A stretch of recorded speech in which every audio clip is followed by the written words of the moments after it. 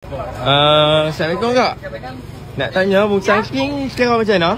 Okey, Musang King hari ni kita ada harga serendah RM12.9 abang. Ni RM12.9. Abang. Oi, murah. Lagi berapa lagi dah? Ha? Lagi berapa lagi dah?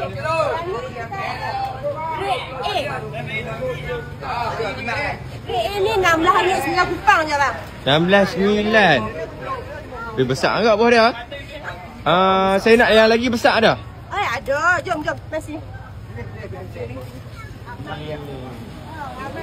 Banyaknya tu. Ini bang, kita ada grade double A bang. Double A. 9 kupang saja bang. Oi, lagi besar. Lagi besar. Bulat-bulat Oh, bang. Isi dia macam mana? Isi dia? Macam ni? Macam ni dia punya isi. Oh. Elok kan tak elok bang? Kalau set talam ada? Set talam. Oh, set talam. Ada masih. Set talam berganti mas. Pergi kat belah sini. Okey.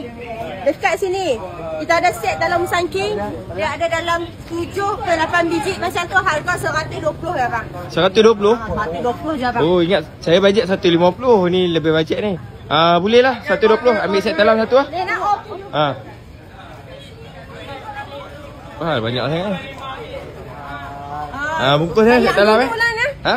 Kita bayar dulu lah. Okey, tutup apa? 120 kan? Boleh. Sekejap. Ya. Huh?